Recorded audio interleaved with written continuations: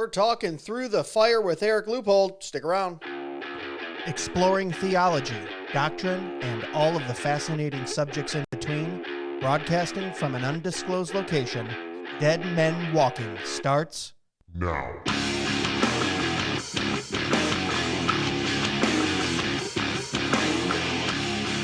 Oh, well, hello, everyone. Welcome back to another episode of Dead Men Walking Podcast.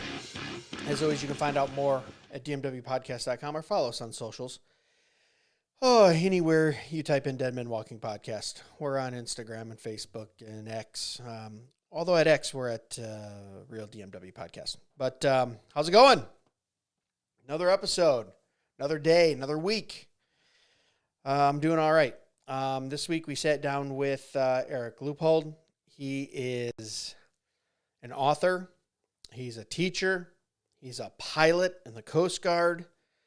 He hosts Governed by God, a podcast, and it was fun. It was a fun discussion. If you're watching the video right now, I'm holding up the book Through the Fire. This is a fiction book based in around the 1400s. I'm sorry. I say 1400s, but BC.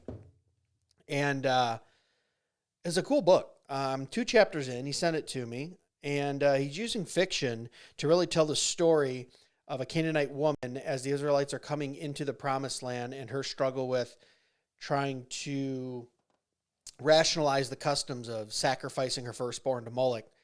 And it really parallels some of the stuff that's going on right now in the abortion industry and in the United States with the celebration of death. And I always love when, and we talked about this a little bit in the episode, I always love when we take art and we use it to glorify God by really focusing on those biblical characteristics, truth, justice, mercy, beauty, revenge, bitterness, right? All those things that point us back towards needing a Savior and towards Christ. And I think that book does a very good job of doing that. So when we had Eric on, we talked about the book a little bit, why he wrote it. We got into some politics.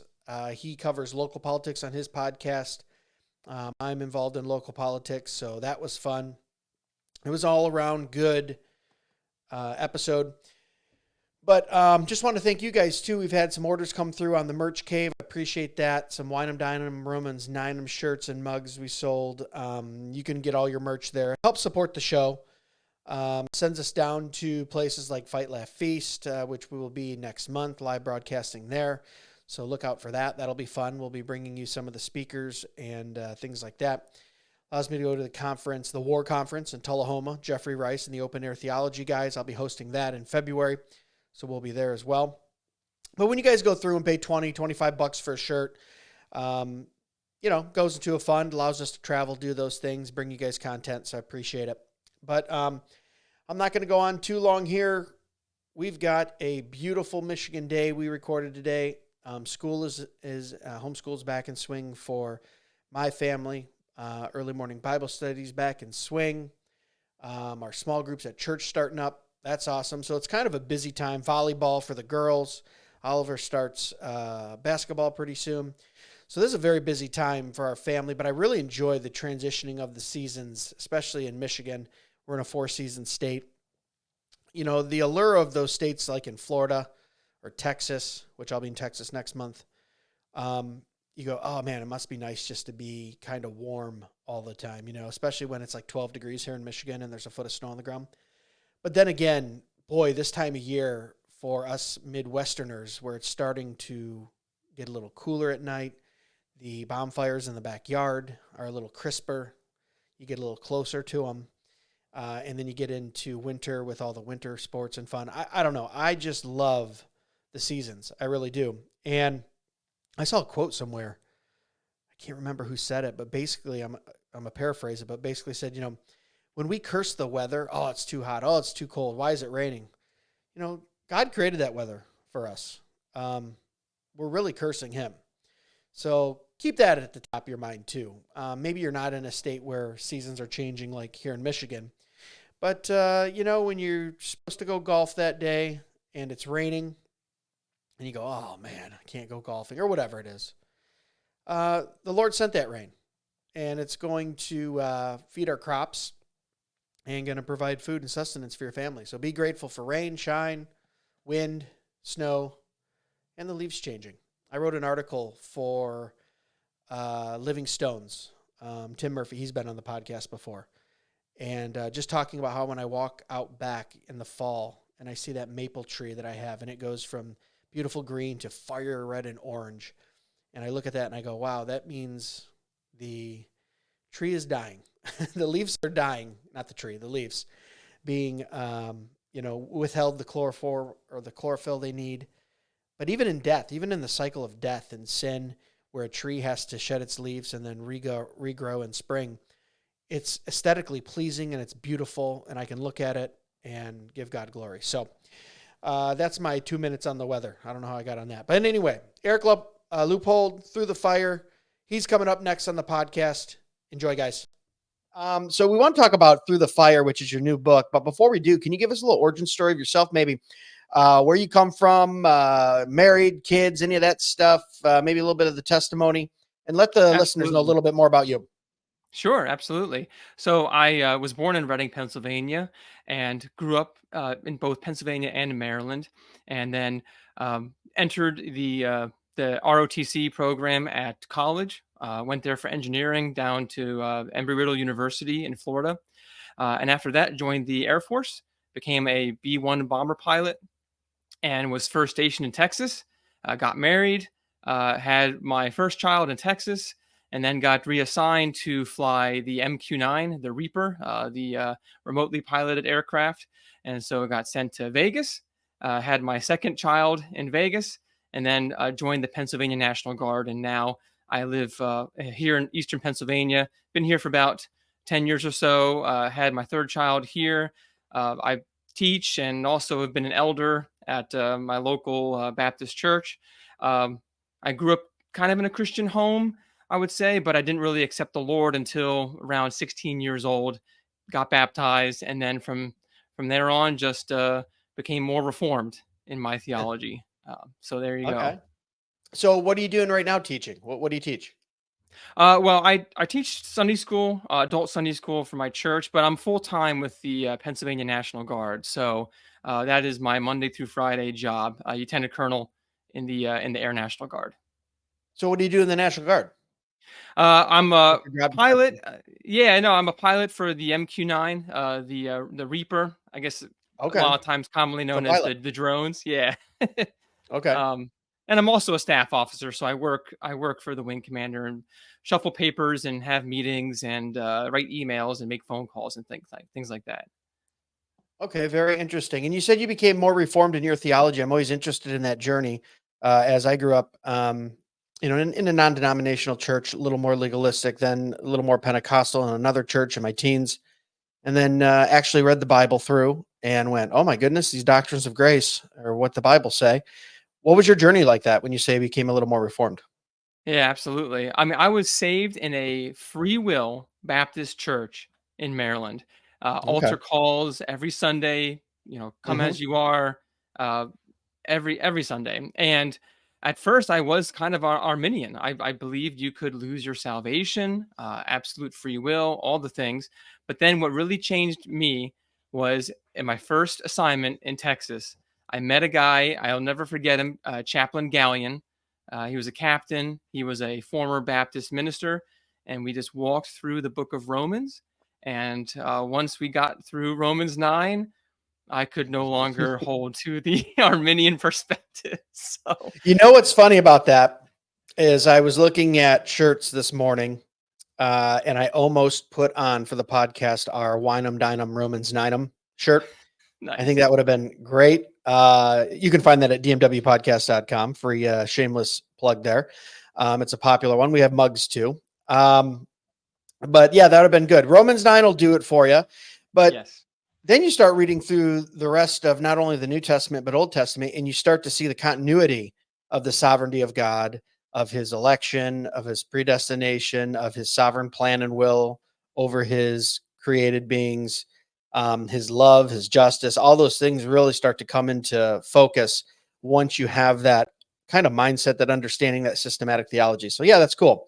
I'm always Yeah. interested in that. So Man, pilot, um, in the armed forces, having kids, Baptist, and now an author. Is this your first foray into writing a book, or do you have some other stuff under your belt that I don't No, know I about? have actually I have two other books. So I wrote, Okay. oh, I think the first one was a fiction novel back in 20, I want to say 14 or 15.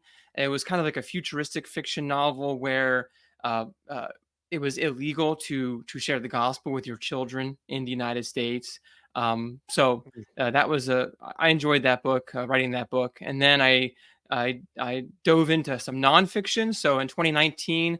I wrote a book called Image of Gold, basically talking about how our idolatry leads to a tyrannical, political situation. Really, just everything kind of goes back, traces back to idolatry, and that's kind of where we end up with statism and things like that. So I've been speaking Yeah. against, I work for the government, but I'm trying to kill the beast from the inside.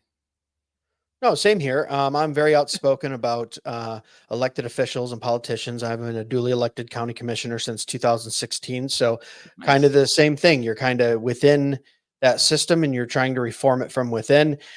So, from pilot to author, had you always been interested in writing? And was it something you said, well, when I get time, I'll do that? Or did you try early on and then go, hey, I've actually sometimes, in the arts, you got to support a family and it's not the most steady Yeah, income. I'm trying to put it delicately, but I was a musician in my 20s, and you're grinding it out. So, yeah. where did that come from? The writing part of it. Have you always No, been a creative?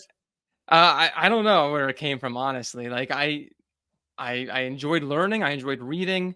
Uh, reading Calvin's Institutes, Rushdoony, all the books, fiction, nonfiction, Lord of the Rings.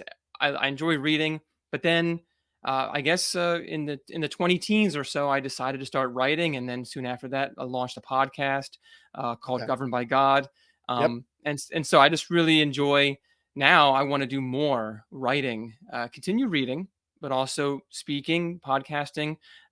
So I guess most of my life was more about learning, and now I actually want to try to teach. And I teach in the military. Like I've been an instructor pilot for, oh my goodness, I mean 12 years or so. So Okay. uh, aside from teaching people how to employ missiles, drop bombs, things like that, now I want to teach other things. Yeah, very good. So yeah, the book we're talking about here, and if you're watching on YouTube or anywhere else, you can get the video. You can see Through the Fire, holding that up there. I do have a copy of it, and I appreciate you sending me that. I'm a few chapters Yeah. in. I want to talk about really, maybe you can give us a synopsis of it. Don't give away anything you don't want to give away. But I'm always interested in the difference between art that people say it's Christian blank, well, it's Christian rap, it's Christian novels, to where the difference of it being art and the Christian and the person who made it is Christian. Does that make sense? Like Hmm. I've talked about this at length on the podcast to where General Simpson has a great quote too about music and art. Say, does art and music in the seventh and the diminished chord belong to Satan? Because if it does, we'll go down to hell and plunder it back, all for the glory of God. Meaning, we create things to reflect the beauty of God. It's for our enjoyment, but it also glorifies God when we make beautiful things. And I love books, music, art, plays, anything that isn't specifically grotesque just to be grotesque, but has defining features in it that you can see the principles and characters of God: truth, justice, beauty, right? Even Hmm. revenge. We just watched, me and my family just rewatched Count of Monte Cristo with Caviezel from I years and enjoy years ago. that It's an one. older movie. Yep. And the book is better, of course, because I'll always tell you that the book's always better, guys. Read the book first. But if you don't have 8 to 10 hours, you have 2 hours. Watch the movie. It's good. Yeah. It's good adaptation for the most part. But we love those movies because, sure, it deals with some sinful things, revenge and bitterness and right and anger. But there's also truth and justice and love and beauty. And I love when Christians make art like that. It doesn't have to be overtly. You have to say the word Jesus or Christ every 2 minutes, right? But you're Hmm. taking deep themes that are biblical, that are characters of God, that are in this reality in which he made, and then putting it down into your case, written format. That was a very long intro for this book, but I'll let you talk here. Can you tell me Through the Fire? Can you tell me what this book is about and kind of where you got the idea for it? Yeah. No, it's basically like a 5-year long project. It's slow and steady. After I finished my nonfiction book, Image of Gold, I was really diving into idolatry and what that looked like. What what is the connection between Old Testament paganism and idolatry and what we see going on today? And especially when COVID came and you start seeing what's going on in the public schools, you see the rise of transgenderism, uh, or abortion's always been around ever since I was born, essentially. And I always kind of made the connection between abortion and the worship of Moloch, but I only started recently making more connections, such as between Asherah, the worship of Asherah, and transgenderism. And then several books came out that kind of helped me along the way. One was The Rise and Triumph of the Modern Self by Carl Trueman. Another one was Return of the Gods by Jonathan Cahn. That one was particularly insightful and very moving.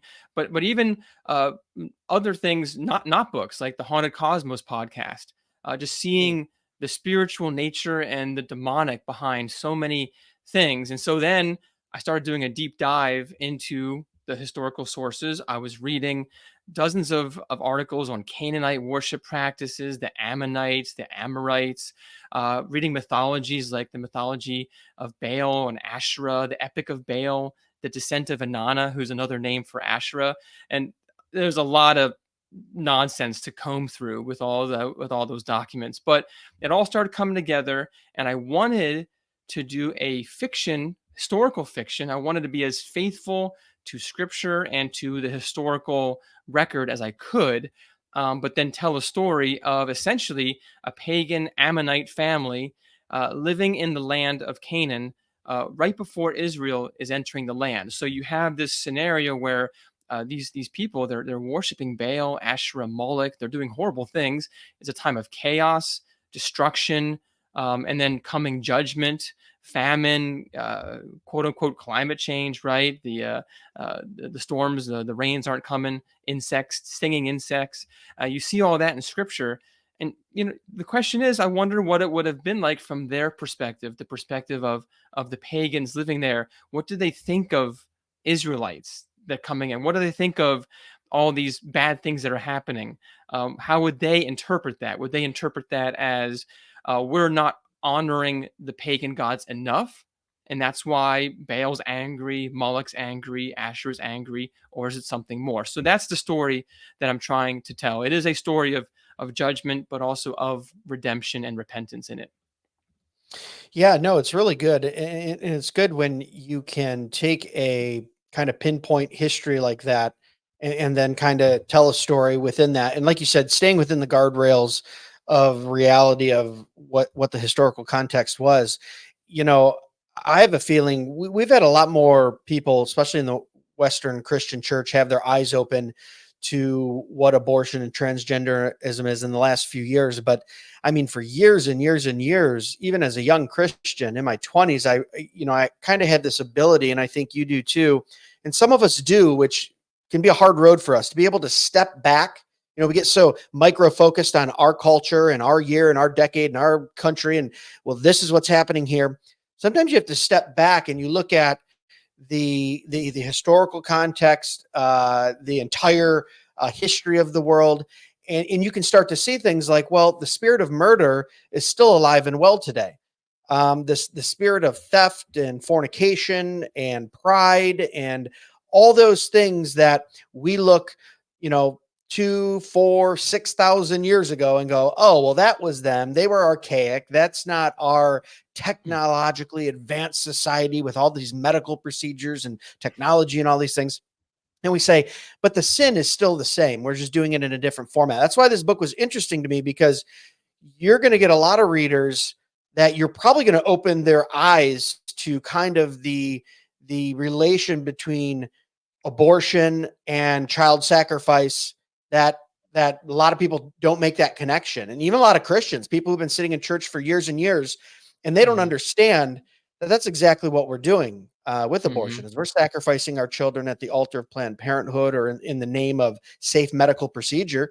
They did Mhm. the exact same thing. I Yes. saw a meme. Tell me what you think about this. I saw a meme and it said, it might be too simple, but let me know because you wrote a book on it. So, and it said, sacrificing your child to Molech for a plentiful crop is the same as sacrifice as having abortion at Planned Parenthood so you can have a career. And I went, Yes. whoa, that hits hard, man. What do you think? Yes, absolutely, absolutely. So, uh, Moloch was a fertility god, a god of life and death as well. There's a whole bunch of interesting stories in the mythologies, and Baal, Asherah, and Moloch kind of go together. You certainly see that in the Old Testament.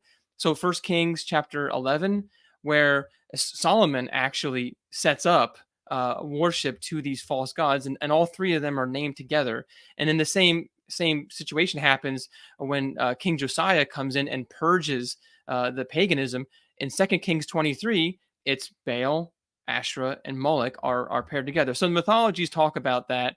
But essentially, yeah, you're absolutely right. Like Moloch was a fertility and a harvest god. So the idea was that you needed to offer your firstborn, typically your firstborn, and if you did that, you would earn a better harvest, a greater harvest, a more bountiful harvest. And you would also have greater fertility. So you'd be able to have more children. So it was always about sacrificing your children now for an economic blessing of some kind or a future larger family of some kind. And really, nothing is new under the sun. So what was offering to Moloch? Well, today it's the same thing. It's just labeled differently. Now it is, well, you need to enter the workforce. You need to get an education, get your master's degree, get your PhD. You need to do all those things. And if you sacrifice your child now, you can have a better family. You'll be better suited to raise your future children better if you just get rid of the current children now. And so Jonathan Kahn did a very good job showing that, and then showing the issue of transgenderism and how Asherah was an androgynous goddess, and she believed, or she said, that she had the power to change men into women and women into men. And so the passage that Jonathan Kahn referenced from Scripture that really hit me hard was Matthew chapter 12, verses 43 through 45, and it's kind of an obscure passage in many ways, but I'm just going to read it. It's very short. It says, Jesus says this. He says, when the unclean spirit has gone out of a person, it passes through waterless places seeking rest, but finds none. Then it says, I will return to my house from which I came. And when it comes, it finds the house empty, swept, and put in order. Then it goes and brings with it 7 other spirits more evil than itself, and they enter and dwell there. And the last state of the person is worse than the first. So also will it be with this evil generation. And Kahn, in his book, he argues that societies that were Christian, Western societies, the United States, places like that, when they essentially booted God out of the public square, out of their thinking, the house was essentially empty, and the void was there as a vacuum. But vacuums don't stay vacuums; they get filled. And so what happened is the previously cast out spirits, now they come back and the house is empty. It's not indwelt by the Holy Spirit. It's not filled anymore. And so they come back in with 7 times. It's worse than before. And guess what? Now we see on such a grand scale abortion, transgenderism, homosexuality, all these things just scales above what the pagans did in ancient Israel. Yeah, no, you're so right. It does there. The vacuum doesn't stay a vacuum. I think Yeah. I heard Pastor Toby Sumter do a sermon on this, talking about when you remove God from a country, it doesn't stay. It's not like it's then neutral, and you're like, oh well, we're just kind of out there floating. Something Yeah. has to be worshipped. It's either going to be God or it's going to be Satan. I was trying to buy me some time here to find a good JC Ryle quote that I just posted a few days ago, but I post too often on Twitter, so it's way down in the feed because it has something like that. Because we're seeing us kind of embrace not only embrace evil, but now celebrate it. I mean, think Um, about the fact that Right. at the Democratic National Convention, they offered they offered free abortions, right, and mm, vasectomies. But and I believe if the count was correct, they committed 25 murders at the Democratic National Convention. Like, just how I don't understand how someone can't see as how pagan, demonic, that is. And essentially, we're going back to worshiping Moloch, um, very yeah. publicly. He might not be called that right now. That's not the name that he's called, but it's just a different name, but it's the same false god. Yeah. Well, I mean, once again, we get caught up in the details. I kind of have this ability to step back and go, well, I think it's bigger, simpler things as well too. It's the garden. It's Mhm. Satan questioning God. Did he really say that? And then us thinking, well, yeah, we want to be like God, right? So we have now your truth instead of the truth. So everyone's their own God. They're their Yeah. own moral lawgiver, right? So you can see very easily when you don't have a standard of truth or a standard morality or objective morality, and we are our own gods and everyone has their own truth, well, then we can do pretty much anything we want to do and we can justify it. But not only have we embraced it, but now we're to the point to where anyone who stands for righteousness is mocked and backwards and traditionalist and hurtful and judgmental and all the words that they, well, much worse words than that do they attach to it, right? but Yes. um but yeah, that's why this book is so interesting too, because you're kind of wrestling through those things, because there's a character in here who she's starting to kind of question, like, wait a minute, should I sacrifice my child? Shouldn't I? Like, I didn't get all the way through it, but that's kind Yeah. of the gist, right? Like, she is Mhm. in this land. She's brought up a certain way. You're supposed to do this thing. Now you've got this enemy at the doorstep, and you start questioning, what is the correct, the moral, the right thing to do here? Yeah. And that journey is what I found interesting. Why pick that time period? Oh, I picked it because, I mean, if you think about it, um, in the book of Genesis, we're told that the time of the Amorite was not yet complete, and there was a long time period that God was very patient and long suffering, even with the pagans that didn't have Scripture, but they were still held accountable, for not engaging in child sacrifice and things like that. And you just have to imagine, okay, the time is now fulfilled. The time is complete. It's time for Israel to go in. They are the instrument of God's hand of judgment upon the pagan peoples. So you're kind of seeing like a peak level of depravity in the land of Canaan just prior to Israel entering the land. And so it's a time of judgment. Uh, and I just think that's a very fascinating time, just to understand like what's going on there. And then of course, the pagan worship practices are really not stopping. They continue. Israel sadly ends up adopting those issues as well, those pagan practices, and God judges them. And so, whether it's the old covenant people or whatever time period you're talking about, God judges nations that worship false gods, particularly as evil gods like Baal, Asherah, and Moloch. And Yeah. so, what makes us think that our country is any different? And so, what I'm trying to do in this book is to use story, the idea of story, to try to combat this. There's plenty of good nonfiction books out there. I mentioned several already, but I think a problem that we're facing is that Christians are often accused of not telling good stories. And Yep. the other side, they're using stories, very very heart tugging at the heartstrings, heartfelt stories to defend abortion or women's right. But we need to do a better job of telling a better stories. That's what I'm trying to do in this book. No, I like it. I think you accomplished it too. Through the Fire with Eric Luppold. You know, it's crazy because we've kind of lost our way in kind of Christian writing. I mean, you go back to the Tokens and the C.S. Lewis. I'm working through the Space Trilogy right now, again, just for fun. Mhm. Audiobook, not reading it. My wife says I have to say it. I can't say I'm reading it if I'm listening to it. There's a I do difference. the audio as well. Yeah. But yeah, and you look at that, and then you look at even pockets of it too. Like I think of like some of the Christian air quote um, fiction that like Doug Wilson will do, and he has a very similar writing style to Lewis because he kind of looks up to him. But there's these pockets where we're just writing really good stories. Like Mhm. sometimes in the kind of more evangelical Christian world, I'll see like a book or a movie or a show, and it's like overtly Christian, and I get into Mhm. it, and the quality stinks, and the storytelling and the writing is not great. And you go, well, for this, I'd rather just have my kids watch Breaking Bad with me, and then we'll sit down afterwards and talk about the story arc of a great character who comes to realize, yeah, it was all about me and pride, and I really liked it. Mhm. And not to, people are going, are you telling your kids to watch Breaking Bad? We haven't yet. All right, my kids are 15 and 13 this month. But my point being is, as a young adult, even you can get a lot more out of something that is secular, that has good storytelling, and that actually has it's lined up correctly on how God's universe works, right? Like, Yep. like you reap what you sow, like justice will be served, like, good and righteous things are good and horrible and evil things are bad.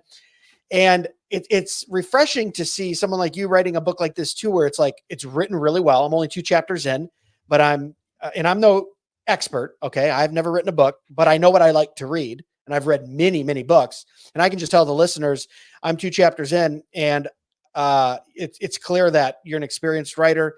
It's very easy to read. The dialogue is great. It's not over wordy. And I went, okay, good. We've got a good, solid book here with a good story, fiction, but it's going to bring out all these things, all these characters, and characteristics and principles that we want to see in good storytelling, and that ultimately glorify God. Mhm. Um, I don't know where I was going with that question. I was pretty much just complimenting you on the No, book. I But appreciate that. while Yeah. we're on it, where can people find it? We haven't said yet. Oh, yeah. Oh, yeah. Well, it's published through Whip and Stock, which is a Christian publisher in Oregon. You can find it on their website. Whip is WIPF, and then Stock, common spelling. But it's also on barnesandnoble.com, amazon.com. So you can find it there. And I do want to work on an audio version, self-recorded. I did that Yeah. in my previous books. I want to do it for this book. So I'm going to start working on that as well. Okay, so just for my own curiosity, because I tell people too, that's one of the reasons why I have a podcast. Is it's a little bit selfish. I just bring interesting people on and ask them questions that I want to know. How was that recording an audiobook yourself? Was there a lot of I mean, obviously the editing probably takes longer than the actual spoken word. That's with everything. But how was that process? How did you find that? It was interesting to say the least. I mean, I do my own podcast as well, so I'm kind of used to using the right tools and the Sure, sure. microphone and everything. But you know, having to read the book and then try not to make a mistake when you're reading Yeah, an entire chapter. And if you do make a mistake, you just have to know that you're going to have to go through it and edit that out. But the editing part is definitely the longest because you can make a mistake. It's fine. You stumble over your words. Okay, fine. Start over again. But then, okay, now I'm reading and now I'm listening through it. And if an audiobook is usually about like 6 7 8 hours long, sure. so you have to edit that as well, and you don't really want to speed through it, so you're going to be listening to yourself and try not to Yeah. try to catch everything for 6 How 8 many hours hours. did So you have into that? like the actual editing process, I'd say probably 20 hours or Yeah, I so. bet. You know what I Yeah. found a little daunting, because I went, if I ever did an audiobook or a long format, because we do stuff here, we're just pre-recording, but we haven't really scripted anything, right? We're just going back and forth. It's more conversational. But I found even when I do like my pre-roll and post-roll ads and things like that, and I'm talking and I've got it right in front of me to read, I'm not recording video, it's just the audio rolls. Mhm. And then even if you have to edit it and redo it, you have to start thinking about speed, inflection, what octave you said that in. Like there's a lot of stuff with speech you just take for granted, because I've done before where I'll just go back and do that last segment. I do it. I go to splice it in. I go, sounds like two different people talking. I was talking a little faster here and a little higher, and now I'm a little slower and lower, and it doesn't, you know what I mean? So I was just Yeah. asking personally, because I've always had interest in going, well, maybe I would like to do something long format audio, and just going, oh my, you know what I mean? You have to really you're trying to read it, trying not to mess Mhm. up, trying to make it all Mhm. flow. And Mhm. I know I'm probably in the minority here, but when I listen to a really good audiobook, I'm actually going, ooh, wow, this audio sounds good. It's Chris. I like that. Yeah. Whoever's orating it did a really nice job. I mean, you just pick up on those things, especially like you and I, we're both in podcasting. So you kind of understand, how Mhm. important audio is. Yeah. So I was just wondering personally with that, but you said Yeah. you have a podcast. Can we talk about that for a minute? Governed by Sure. God. What do you do Sure. on that podcast? What do you talk about? Yeah, so the name originates from one of the founders, I say William Penn, founder of Mhm. Pennsylvania, if you will. So, and I respect the man greatly, and even though he's okay, his theology not quite there as a Quaker, but I would encourage folks to read some of his writing. So he's known for making this statement. He says, "If men will not be governed by God, they will be ruled by tyrants." And I was like, wow, Ooh, that's punchy. That's pretty good. And that's so good. I named the podcast after that, Governed by God. I'm a Pennsylvania man, and I want to look at civics and law and government from a biblical perspective. Now, I do sometimes hit very broad topics like things like theonomy, Christian nationalism, but I also look at local issues, whether it's our school board or Pennsylvania itself. And in a lot of ways, Bucks County, we've got some interesting spiritual warfare going on here. We have two locations called the Rainbow Room. So the Rainbow Room is essentially youth group for LGBTQ plus. It's for children, uh, and it teaches them all the things that you can imagine, right? Sure. And it's so. And then we also have our Central Bucks School Board president.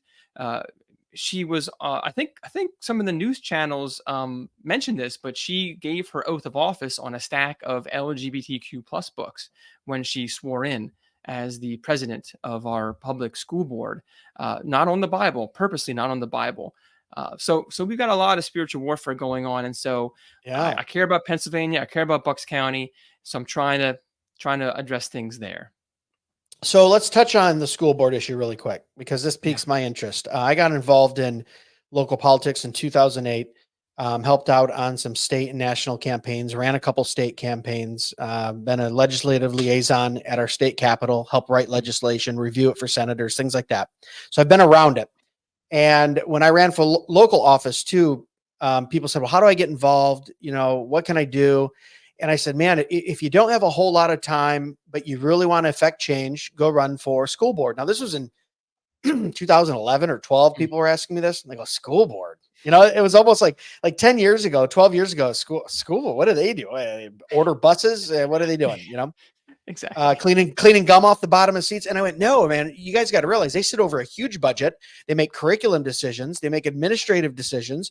It's a board of locally elected officials, right? Most school board members in a average county or township here in Michigan might get 500 or 600 votes. So the Mm. threshold to win is not very big, but yet they're making humongous decisions, momentous decisions on behalf of the children in the school district and parents for that matter.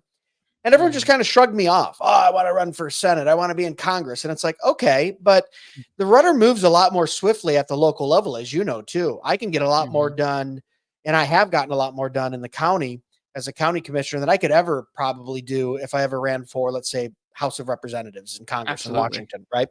Yeah. Because now I'm dealing with national level things. But my point being is, you're in an area where you're seeing that direct effect of not having the right people in school boards, and now Mhm. I've kind of noticed we're on defense right now as Mhm. believers. And now it's, oh, go to the school board meetings, go out and write. And we've seen all this in the last few years. Yeah. And we should have saw it coming though. I mean, you can't have it. Look at if Satan wants to rule the civil government, he's going to want to rule the family government as well that Mhm. God has established. He's already broken that down by redefining marriage, and now he's going to say, "Yeah, parents, you don't have any rights over your kids. We own them." Yeah. And I'm all my kids we've homeschooled since the time they could, go to the bathroom on their own. And hopefully they never step foot in a government school. That's just my opinion. I have lots of Mhm. listeners that send their kids to public school. That's fine. If you want to have a debate offline on why you should be homeschooling, I'd be more than happy to take it up with you. But you're seeing that. So you're talking a lot Mhm. about that on God and Governed by God on the Mhm. podcast, which I find very interesting. I Mhm. think I'm a little jealous. I wish I would have thought of that name and started a podcast like that because this is very interesting to me. Yeah. because I'm in it. You're in it, right? So how Yeah. important is it to expose to other believers what we need to do to be rightly governed by God?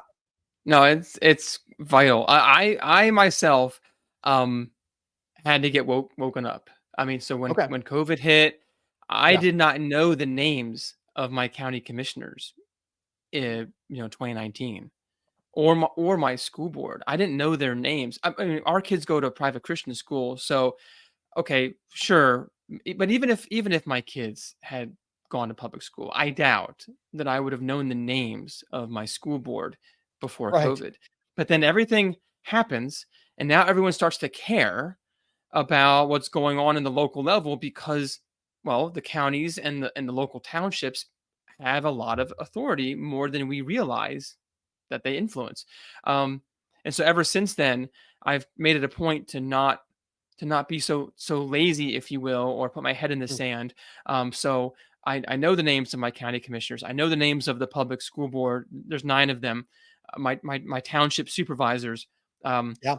I pray for them all of them by name. I think all Christians should be praying for them. We go to the meetings, we pray at the meetings. I've spoken at the school board meetings and have been called white Christian nationalist and things like that for simply arguing that there's only two genders, Yeah. But so it has been a wake up call in that regard, and so I just think that I just want to do my part in trying to get folks in the churches here in Bucks County in Pennsylvania Yeah. to get them aware and to start doing stuff, even if it's just praying. Start doing Yeah. something. Yeah. So. No, look I have no ill will against anyone who got woken up after COVID. You're doing your part now. You're understanding that we do have to be involved. And you got to realize it's been a push for decades and decades to really break down the local community and the neighborhood as well, too. Not just the Mhm, family, but they got to break down community. You go back 50, 70, even 100 years, community was different. You knew mhm. everyone's name. You kind of visited a little bit. Now we're all very individual and kind of in our own thing. But yeah, you're never going to run out of material for the podcast if that's the name of it, because That's true. it's just crazy how it keeps coming. Really quickly though, I say I don't hold it against anyone woken up in COVID, because I felt like I was the person. Like I said, I in high school, my senior year, my senior project was on the buying of Congress, right? Everyone else is doing Van Mm. Halen and my trip to Cancun. And they're like, what? You're doing a lobbyist in the hypocrisy of Congress? I go, someone needs to be talking about this. This is insane. There are leaders, right? And for Yeah. for a long time, I was like, Lord, when are you going to wake up people's eyes? When are we going to turn this thing around, right? And then the first couple months of COVID, I started to complain and I went, look at all these sheep. 3 months in, I knew what it was. I'd done the research. I Mhm. knew that it was in the Corona family. It wasn't life threatening to children or even someone my age, a little more for older people, but I don't go around my grandma when I have a cold. Okay. I'm just Mhm. respectful like that. I know how diseases and viruses work. And two Mhm. months in, I was complaining. I started to complain, and the Lord said, I thought you wanted people's eyes open. Like, because I can just Mhm. make people's eyes open like that. And it's really crazy how the lockdowns and the clinch on, you have to believe the science, right? And the Yeah. more you press, it seemed like the more people's eyes were opened. And yes, we saw some churches fall to the wayside, but I Mhm. saw so many people's faith become strengthened, and we kind of found out where the true church of God was, right? Where the true Mhm. churches were. People's eyes were open to kind of mainstream media, kind of BS, for a lack of better term. And I went, Mhm. oh, the Lord can opens people's eyes any way He seems fit. Yeah. Now, look, Yeah. I'm not making a statement here going, oh, COVID was because, God sent it to, I'm not going, TBN on us from the 80s here. It's the judgment of God, right? I'm saying the Lord is sovereign. He's in the heavens. He does as he pleases. And I saw a lot of good come out of COVID. All the bad, Yeah. yeah, that frustrated me, but a lot of good too. Wouldn't you say? Didn't you see some shifting too, even within the body of Christ, of going, oh, okay, so that's what we're doing. We can just take away the gathering of the saints at the drop of a hat. Okay, we Mhm. need to be serious about this. No, yeah, a large number of people that come to our church now came since 2020. Okay, so I mean, people have been starting to think more about these things. Yeah. Um, the schooling, the public schools. people have been leaving the public school, doing homeschooling, going to private Christian schools. Our church, ever since then, has been trying to help out.